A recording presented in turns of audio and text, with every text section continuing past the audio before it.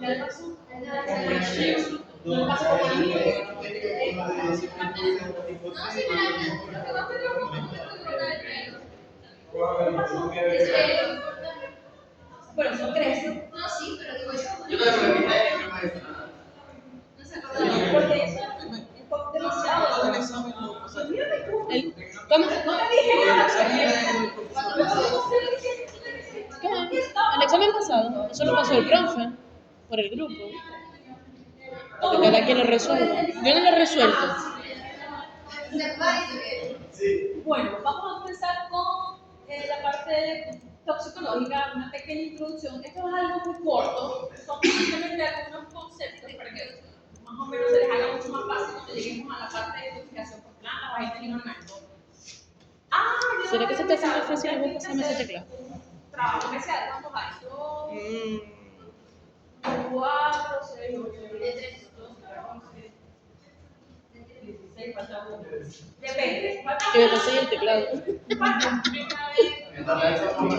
Falta Bexa. Está la lista que hay. No, ya va. No, porque empieza del 5. ¿Sabes? Si se puede, no se puede. No, pero esta gente es bien tirado. Tengo que darle tiempo para que vayan trabajando con eso. Es bueno que sepan de dónde proviene la palabra tóxico. Proviene del griego, como la mayoría de las palabras. Y está relacionado con intoxicación. Un tóxico es cualquier agente químico, cualquier sustancia que una vez que ingresa al organismo, altera los elementos químicos elementales que son compatibles con el organismo. Entonces, una intoxicación sería el conjunto de alteraciones que produce el tóxico en el organismo. Eso es una intoxicación. Y la toxicología es la ciencia que se encarga de estudiar las interacciones dañinas entre los sistemas biológicos, que en este caso sería el ser humano, una especie animal o un ecosistema, y las sustancias químicas. Por sistema biológico se entiende a un organismo o a un ecosistema. Vaya, adelante. ¿La pasa ahí? Estas son definiciones muy buenas. Dale. La toxicología, al igual que la farmacología, estudia el origen del tóxico, estudia la toxicocinética, que en este caso serían los procesos de absorción, distribución, metabolismo y excreción del tóxico. La toxicodinámica, que sería el estudio del efecto tóxico o el mecanismo de acción del tóxico en el organismo. Pero hay dos nuevas, digamos, vertientes. En la toxicología se describen los métodos analíticos. ¿Para qué? Uno, en el caso de los cualitativos, para identificar el tipo de tóxico. Es importante que en el caso de intoxicación se trate de identificar el tipo de tóxico. Algunos de estos tienen antídoto. Entonces, en base a ese tipo de tóxico, buscamos el antídoto y aplicamos una terapia antidotal. Cuando tenemos una intoxicación y existe un antídoto para ese compuesto, ahí el abordaje clínico es a través de una terapia antidotal, terapia con antídoto, ambos con antídoto. Un ejemplo de eso es, hay una intoxicación con opioides, fentanilo, morfina, butorfanol, se excedieron. Los opioides tienen un antagonista. ¿Se acuerdan cuál es el antagonista? La naloxona. Entonces, en caso de una intoxicación por opioides, usted administra naloxona, que es un antagonista. Si es una intoxicación por benzodiazepina, ¿no tienes una benzodiazepina? En diazepam. Ajá. Además hay diazepam, hay mucho. Alprazolam, clonazepam, midazolam, todas esas. Supóngase que se excedieron la dosis de una benzodiazepina. Se administra un antagonista que en ese caso sería. ¿Ya está? ¿Te acuerdas ahí? El flumazenil. Por eso es bueno saber, en caso de intoxicaciones, cuál es el tóxico, identificar. Y otro método es cuantificar, saber qué cantidad de tóxico puede producir esos síntomas o esos signos en los animales. Se hacen estas dos. Que lo hagan aquí en la práctica clínica no lo creo. No lo creo. Por cuando llega un paciente intoxicado, lo que hacen es abordarlo, hacen una buena anamnesis, un tratamiento sintomático si se puede identificar el tóxico, es lo ideal y cuantificarlo mejor. Pero eso es como activo. Pero no creo que eso en realidad se haga en la práctica. A través del análisis se puede ayudar a tener una idea de cuál fue el posible tóxico, sin necesidad de identificarlo. Y el abordaje del tratamiento va a depender de la va a depender de si tiene antídoto o no, se habla de un tratamiento antibiótico. Si no tiene antídoto, no pasa nada. Se utiliza básicamente un tratamiento de soporte. Tratamiento sintomático, síntomas que se va presentando, síntomas que se va tratando. El animal convulsiona, un anticonvulsivante. El animal tiene fiebre, se le da un antipirético. El animal tiene vómito, un antiemético, sucesivamente. Y se habla de medidas profilácticas porque hay diferentes tipos de intoxicaciones. Hay intoxicaciones profesionales. Y eso nos incluye a nosotros como veterinarios. Y en ocasiones nos toca trabajar con sustancias que son tóxicas para nosotros. ¿Cómo podemos prevenir esa intoxicación? A través de medidas profilácticas, utilizando equipos de protección, básicamente. ¿Tipo de protección cuáles serían? ¿Qué entienden ustedes por equipo de protección? Guantes, mascarilla, lentes, Mascarilla, guantes, bata. botas, todos. Se puede disminuir el riesgo de intoxicación, pero no quiere decir que no pueda llegar, solo puede ser disminuido a través de medidas profilácticas. Vamos adelante. Estas son diferentes divisiones de la toxicología. Hay una toxicología descriptiva, una mecanística, una regulatoria y una especializada. La especializada es la toxicología forense. Vamos a ver. Zapato. Esto es para que vean la relación que tiene la toxicología con otras ciencias. Y la toxicología está relacionada con la medicina legal y es perceptiva de autopsia judicial, es decir, cuando ustedes intoxican de forma intencionada a alguien, porque quieren desvivir a la persona, eso es perceptiva de autopsia judicial, porque eso está marcado en el Código Penal.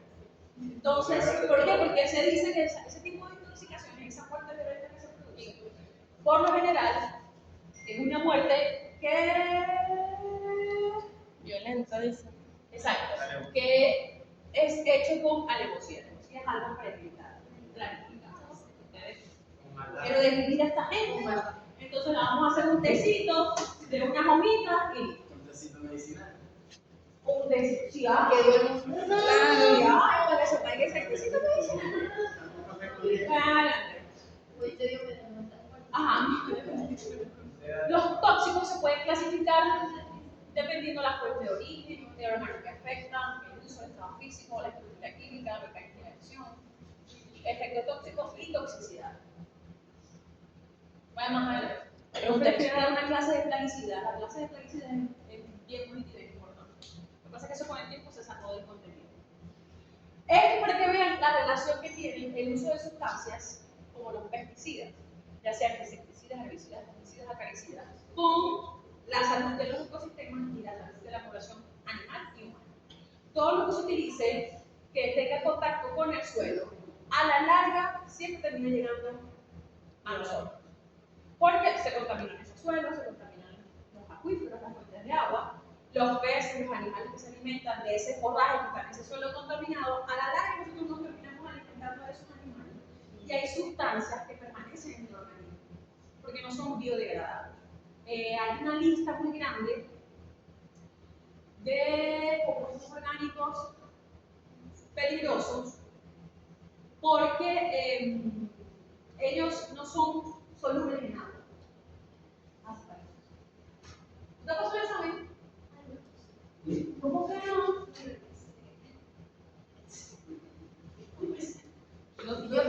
Igual. Y...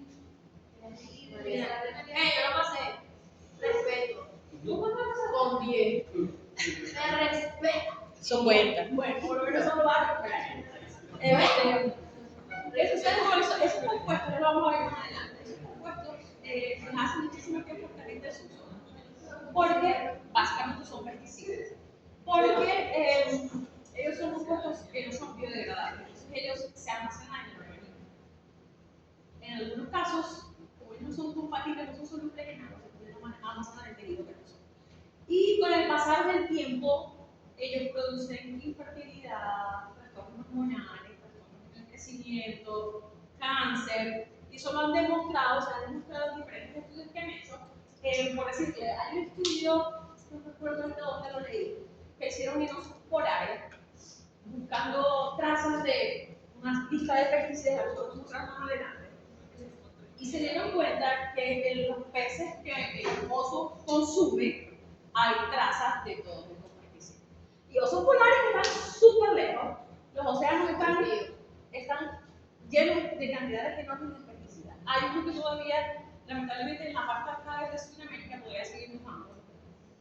No sé si es el DDT, lo utilizan mucho todavía. Esos son compuestos que permanecen en el organismo y en el sistema, no se degradan. Entonces, por eso es que más adelante van a ver una lista de todos esos compuestos. Pero es que para que vean básicamente la relación que tiene todo lo que nosotros utilizamos como pesticidas en el suelo, como a la final termina llegando al ser humano. Estos son los diferentes compuestos. Son los plaguicidas organoclorados. Esto les va a tocar a algunos de ustedes, van a hacer el trabajo especial, intoxicación por organoclorados y organoclorados. Estos están los compuestos bifenílicos y las dioxinas y los furanos. Estos son compuestos altamente cancerígenos y son compuestos productos de la combustión, principalmente de caucho. Entonces, por favor, no haya quema de caucho por aquí, aléjense de eso. Y tampoco se pongan a quemar caucho, porque estos son compuestos altamente cancerígenos. Ahí está la cantidad de dioxinas que puede producir al año la quema de los cauchos. Y la gente de la más tranquila. Esto me interesa mucho a mí, porque esto lo pregunto yo. Hay diferentes formas de intoxicación, diferentes tipos de intoxicación. Y esto va a depender del periodo de exposición, la absorción y la aparición de los síntomas. Una intoxicación aguda, eso siempre se pregunta, ¿le parece una intoxicación aguda y crónica? Una intoxicación aguda, en las intoxicaciones agudas hay corta exposición, un periodo muy corto de tiempo, pero hay una rápida absorción. ¿Por qué? Porque la mayoría de estos tipos de intoxicaciones, el tóxico es muy potente.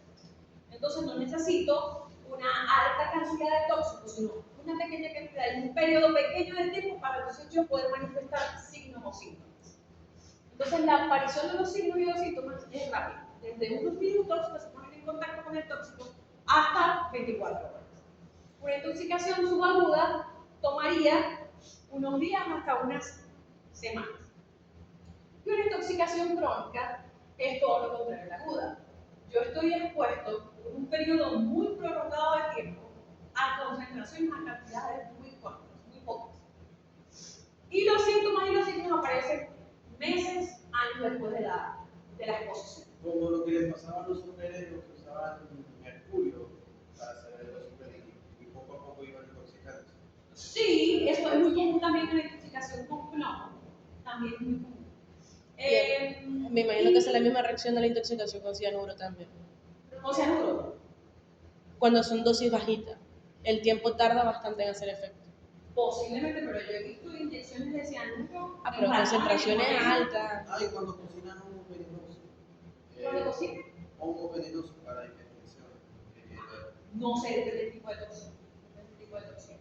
Pero por lo menos, yo no sé si ustedes escucharon algo de que hace tiempo atrás utilizaban asbesto para construir las casas en techo.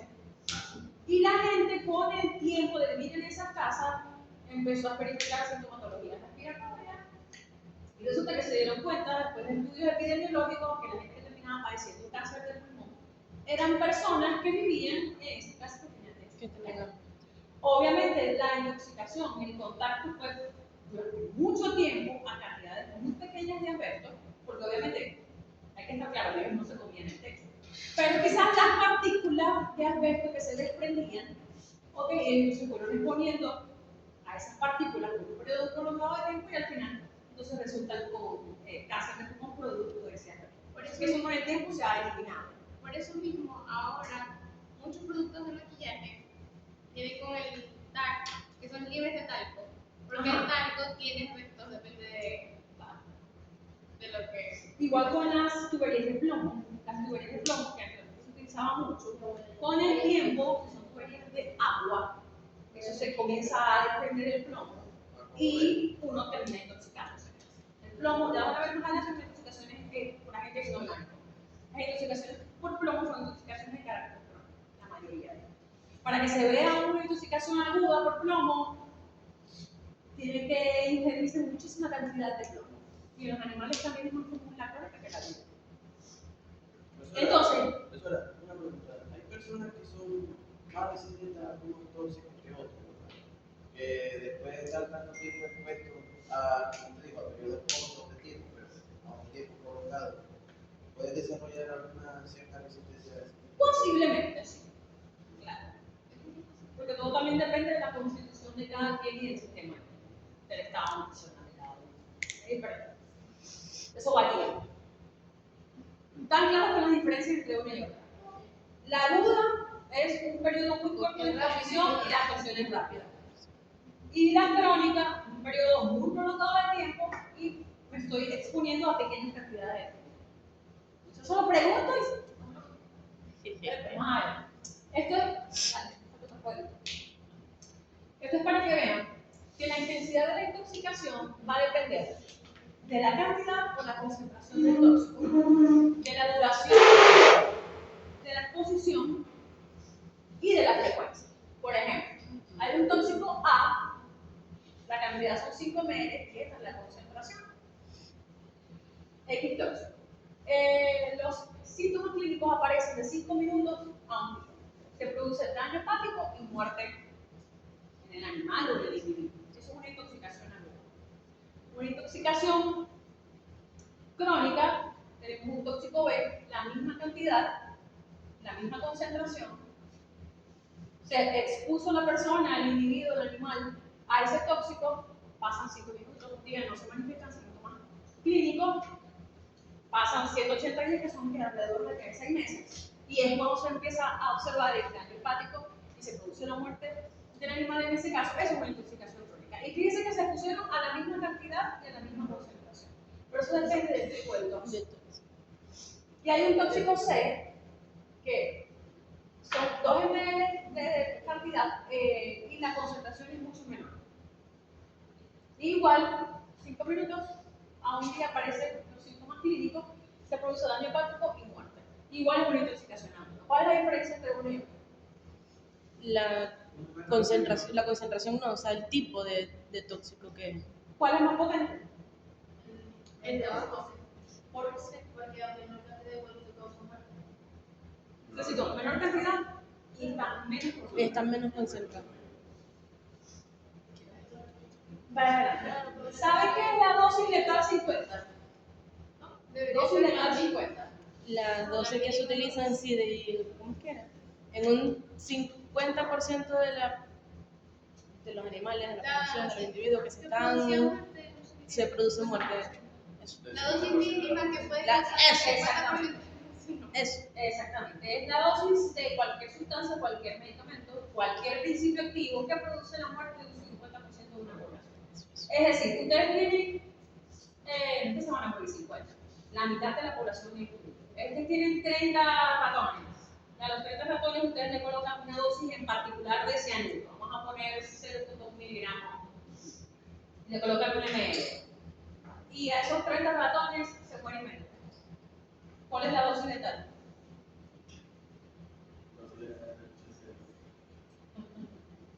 Si yo tengo 30 ratones y los inoculo y se me mueren 20 y la dosis era 1 ml, ¿cuál es la dosis letal? El ml. 1 ml se me murió la mitad de la población. ¿Sí? Eso le quiere decir dosis letal 50. Y por definición, dosis es la cantidad necesaria de un medicamento o de sustancias para obtener algún efecto deseado. Hay dosis terapéutica, que es la que nos va a producir mejoría, y la dosis letal, que es la que nos produce la muerte de la población animal. Eso igual aplica a la dosis terapéutica. Ustedes pueden tener un grupo de animales enfermos, algo en particular, administran 50 ratones, administran 0.5 ml de ese principio que ustedes quieren probar. Los animales tienen fiebre, los ratones tienen fiebre. Y y ustedes quieren probar un antipirético en esos 50 ratones. Colocan 0.5 ml intraperitoneal a los 50 ratones. Y resulta que la fiebre disminuye en 40 ratones.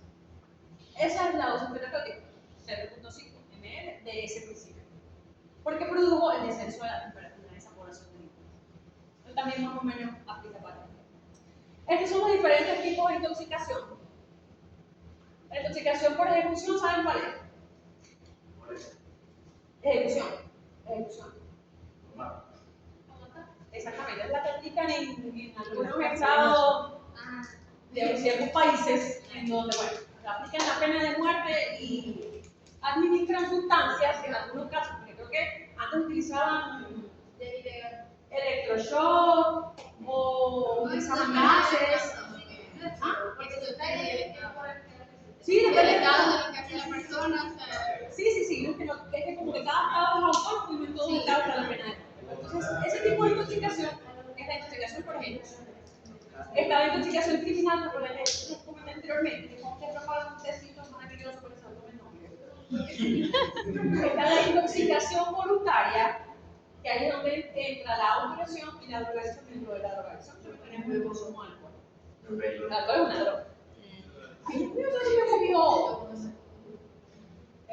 Y están las intoxicaciones accidentales. Están las que se producen a través de los alimentos. ¿Cómo creen ustedes que se produce una intoxicación a través de los alimentos? Cuando atacan, O cuando el animal de por sí ya tenía algo y te lo cocina. La mayoría de las veces es por toxinas que producen bacterias que estén presentes en esos alimentos. La mayoría de las veces. Por picaduras o mordeduras de animales, Serpientes, medicamentosas, insectos, abejas, gente que tiene alérgica a la picadura de abejas, de pipas. Yo soy alérgica a las Las picaduras. medicamentosas y las profesionales. Las intoxicaciones por medicamentos se producen ¿cómo? Cuando se sobrepasa. Pasa el rango.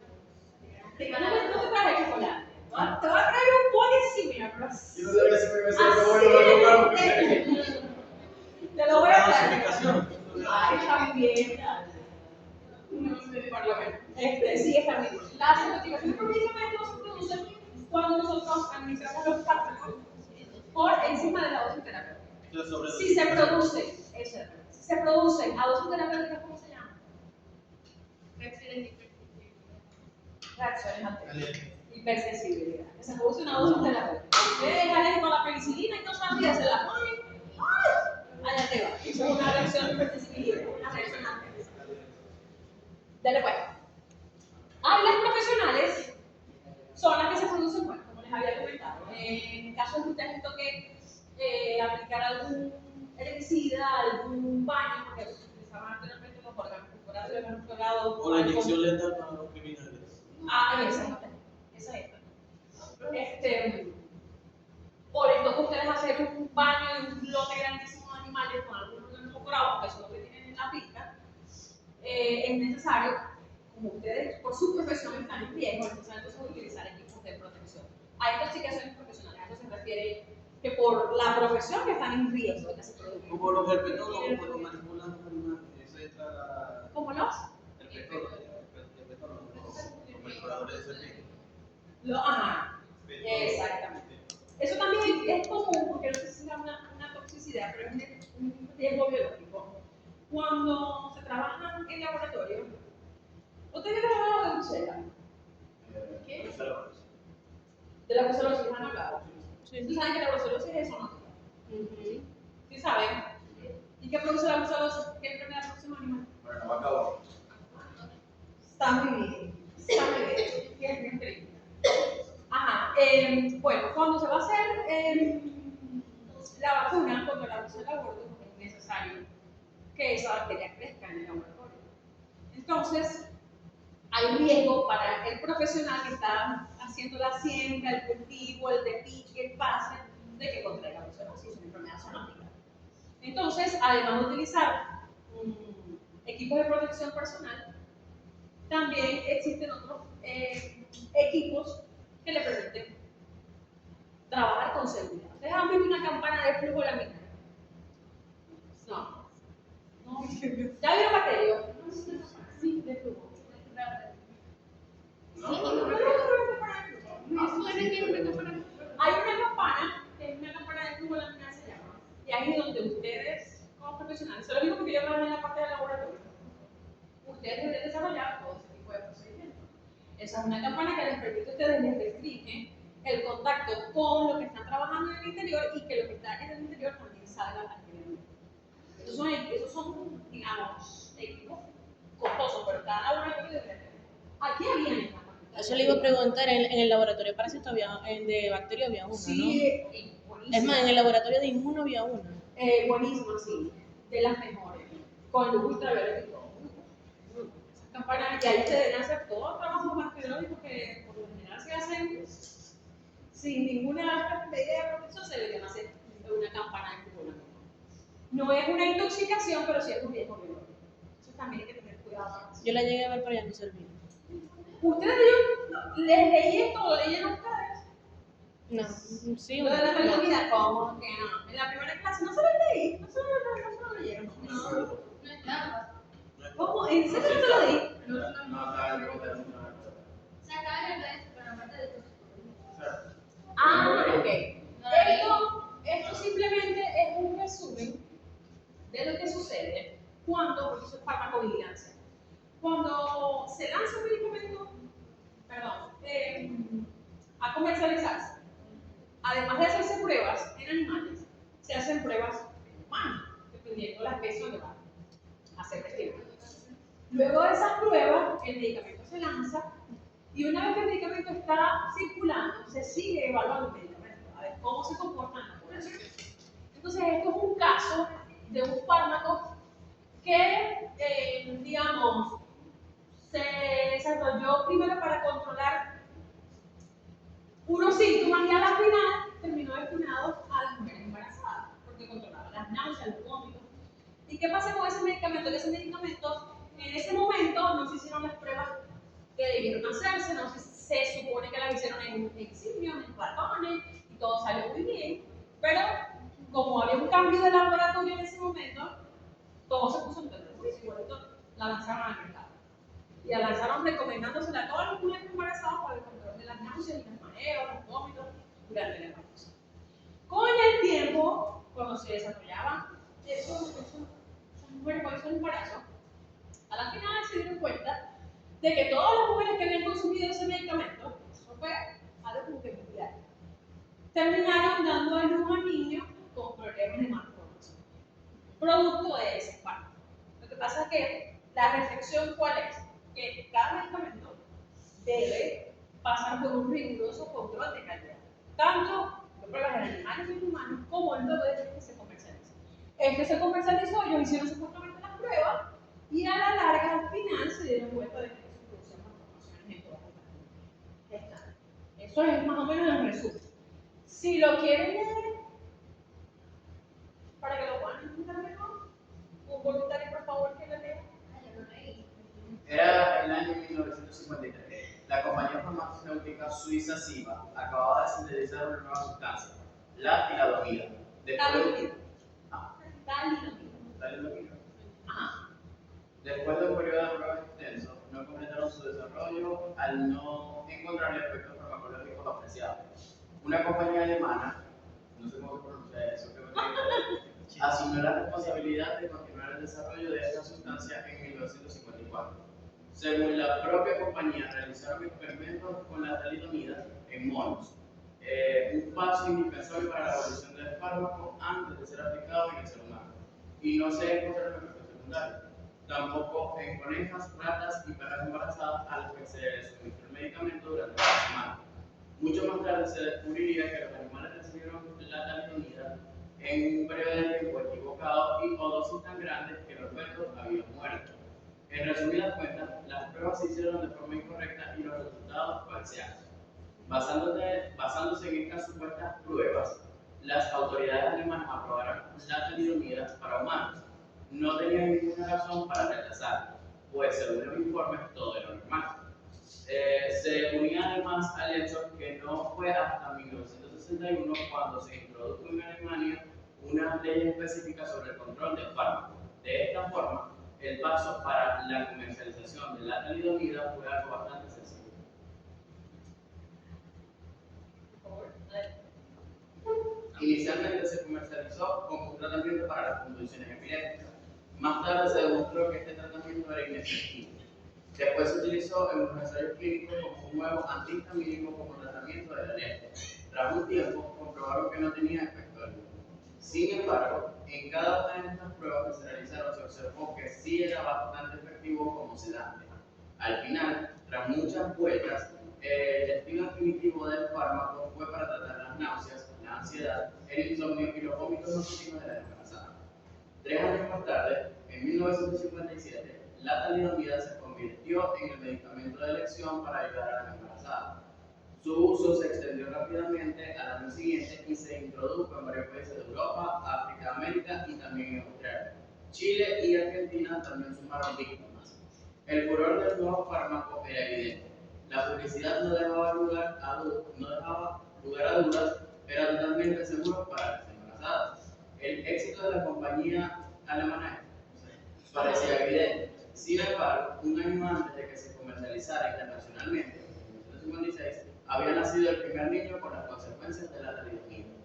Yo creo que fue súper controversial. Me imagino que en fin, se impondrían demandas a la empresa farmacéutica alemana para indemnizar por eso. Terrible. Lo hacen en humanos, como serán animales. Entonces, de allí la importancia de la farmacovigilancia. Estos son unos conceptos, yo no los pregunto, pero sí me gusta que los tengan en consideración. Está el concepto de ingesta diaria admisible, que es la máxima cantidad total de una sustancia, contaminante, aditivo o residuo, que según los conocimientos actuales puede ingerirse diariamente, sin que se produzcan efectos tóxicos. Eso es una ingesta diaria admisible. ¿Sí se entiende esa parte de ahí? Eso es lo que quiere decir ingesta diaria admisible. Está la máxima concentración admisible, nivel sin efecto observable. Esta máxima concentración admisible es una concentración X, que si es inhalada diariamente, en el caso de personas que trabajan 8 horas, 5 días a la semana, o durante 24 horas, en caso de la población vulnerable, y que según los conocimientos actuales no parece inducir daño apreciable, ni durante la vida laboral ni posterior. Máxima concentración admisible. Un ejemplo, no sé, ustedes están trabajando en un laboratorio, hay que hacer una limpieza, utilizan un desinfectante que tiene una concentración, digamos, determinada, digamos, parte por millón. Esa concentración, la concentración máxima que puede tener ese desinfectante, y ustedes pueden estar en contacto con él limpiando todos los días, 24 horas, expuestos a esos olores, que eso no le va a producir a ustedes ningún tipo de daño, ni laboral ni luego de que se retiren de eso. Eso quiere decir la concentración máxima admisible. Todo debe ser probado, todo. Todas las concentraciones establecidas están, de hecho, así, es por ahí. Todo tiene un estudio farmacocinético ya previo. El valor límite umbral es la concentración que no debe sobrepasar en ningún momento un agente físico o químico durante la exposición del trabajo. Esto es bueno traerlo a colación, porque les voy a poner el ejemplo de la mitraz. Yo creo que la mitraz la formulan al 12%, no 12.5%. ¿Qué sucede con el amitraz? Si lo comparamos con otras moléculas, el amitraz es menos efectivo para el control de ectoparásitos que, digamos, una fluorana, es mucho más, que un fipronil, es mucho más, menos efectivo. No quiere decir que no funcione, pero es mucho menos efectivo. Es mucho más económico. Entonces, la gente opta más por comprar amitraz que por comprar otras moléculas. ¿Qué sucede? Que en el amitraz, si la etiqueta les refiere, les colocan 5 ml diluidos en un balde de 10 litros de agua y con eso te bañan. Ese debería ser el límite los 5 ml de esa concentración al 12.5% en los hielitos. ¿Qué hace la mayoría de los propietarios? Le tiran el frasco entero. Medio frasco que se ponga el agua bien blanca. Sobrepasan ese límite, esos 5 ml. Y es entonces cuando en el animal se producen signos y síntomas de intoxicación. Porque para colmo, aparte que lo hacen súper concentrado, eso es algo que lo deben dejar actuar no más de 5 minutos sobre el expediente corporal. Dejárselo de un tiempo a otro para que se absorba bastante y más de cosas raras. Yo tengo una conocida que me envió una vez, ay, que el perro, que no sé qué tal, que tal así, que tal la otra. Y yo, imagínate, ¿qué le pasó pues? No sé, Después de todo lo que le pregunté, ayer lo bañamos con Amitraz, con un producto ahí X, me pasó la foto Amitraz. Y yo, ajá, ¿y cómo se lo echaste? No, yo le eché el pote. Le eché el pote al perro, completo. Completo, el pote entero al perro. Aparte que también se consigue. Y aparte se lo dejó todo el día. El Amitraz es un efectivo que ustedes utilizan para el control de ambiente. Ustedes preparan su agüita de Amitraz, porque a las garrapatas hay que caerle al animal y al ambiente. Si no, no hacen nada. Yo en la casa tiro Amitraz, pero así, puro, en todo el Tienen que patio. tener mucha plata para ponerle todo el año seguido un fluorana que es El costoso, Bravecto. para que lo proteja todo el año y el ambiente esté full de garrapatas, pero él esté intacto. Las garrapatas se controlan en el ambiente sobre el animal. Y Amitraz es muy bueno para hacer control de ambiente. Uno hace amortizaciones en el sitio donde duerme el animal, uno puede lavar el piso, las paredes, le puede echar una agüita de vez en cuando, pero hay gente que en verdad sobrepasa esos niveles. Entonces, creen que los numeritos de la etiqueta están expuestos porque quiero poner. Todas esas concentraciones están establecidas por algo en particular, porque por encima de eso te puede producir un efecto tóxico. Entonces hay que respetar todas las indicaciones, porque todo está establecido. Vaya adelante. Estas son hojas de farmacovigilancia. Por lo general, una vez que sale el medicamento al mercado, se sigue evaluando a ver cómo está funcionando. Estas son hojas de vigilancia farmacológica.